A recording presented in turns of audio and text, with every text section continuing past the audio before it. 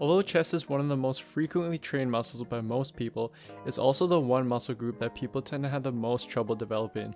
And when it comes to developing an attractive chest, symmetry becomes more important than sheer size, so it's vital that you target each portion of your chest appropriately. And we can do this by first understanding the anatomy of the chest. Anatomically, the chest is divided into two main parts: the clavicular head of the pec major, also known as the upper chest, and the sternal head of the pec major, which divides into both the middle chest and the lower chest because of the way the fibers run. Although all portions will be activated during all chest exercises, certain portions can be emphasized. Since the upper chest fibers run upward, they are best activated with chest exercises where the arms move upward. Since the middle chest fibers run horizontally, they are best activated with chest exercises where the arms move directly horizontally. And since the lower chest fibers run downwards, they are best activated with chest exercises that involve the arms moving downwards. So in this video, I'm going to show you guys a well-rounded chest workout that's optimized based on current scientific literature and our anatomical understanding of the chest. Before we get started, it's important that you establish a solid mind-to-muscle connection with your chest. Otherwise, you'll be working secondary muscles and your chest won't grow as much as it could. In fact, one study by Snyder et al.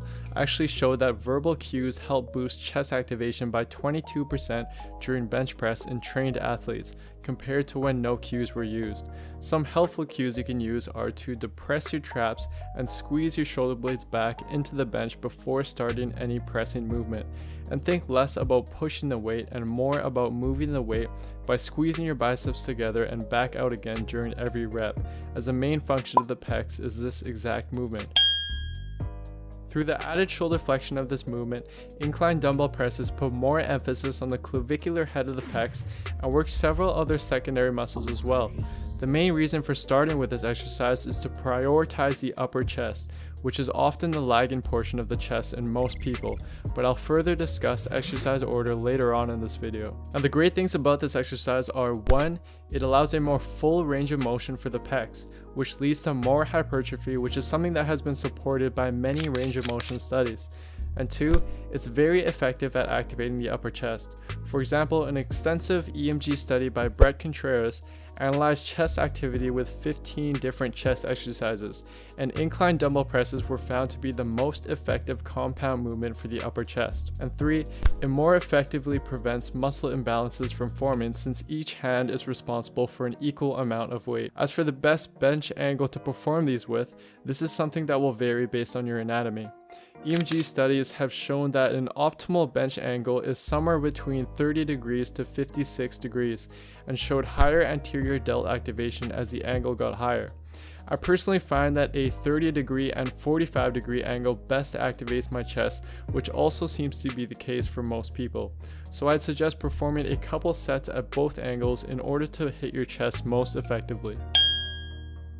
The next exercise, which is the traditional barbell bench press, is going to put the most emphasis on the middle chest and just help with building overall chest thickness. This exercise is something I had to include in this workout because of the overwhelming evidence supporting its effectiveness at building the chest. It has been shown in several studies to be the best exercise at activating the chest, and additionally, the exercise that you can lift the most weight with. Also, studies like this one by Akage et al. Also show a positive correlation between 1 rep max bench press with the size of the pectoralis major, indicating that a strong bench does indeed equate to a big chest in many cases. And regarding form, you definitely want to come down to your chest for a full range of motion, since as I mentioned earlier, this is more effective for hypertrophy than shorter ranges of motion. However, the main problem I find with the bench press is that some people respond very well to it, yet others tend to overcompensate with the delts regardless of their form and various use of activation cues, which I personally think comes down to their individual anatomy. If this is the case for you, consider alternatively using an exercise like the dumbbell bench press, which has been found to have similar chest activation to the barbell bench press, but less triceps activation, which may be a plus if your triceps are overactive when benching. And in fact, dumbbell bench press was actually shown by Bret Contreras' study to elicit the best activation for the middle chest. And another plus is the greater range of motion with dumbbells, since your range of motion isn't limited by the bar like it is in bench press. But as you can see, even in the literature, there is a lot of individual variation. So try them both out and see which works best for you. The next exercise is going to be dips, which was shown in Bret Contreras' study to be the most effective exercise for hitting the lower chest, which makes sense given that your shoulder is put in an extended position. I personally prefer this variation called straight bar dips, as I feel it a lot more in my lower chest, probably due to the added internal rotation during the movement, which is another main function of the lower chest, and it also gives my core a really good workout.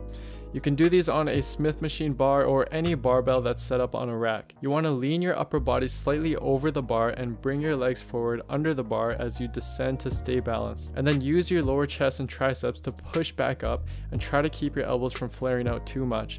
And make sure the bar doesn't drag against your body throughout the movement. To be honest, it is a pretty tough exercise for most people, but I guarantee if you perform them properly and start using weight on them, you will see huge improvements in your lower chest. But if you're struggling with that, then stick to regular dips for now with a slight lean forward to hit your chest more as opposed to the triceps.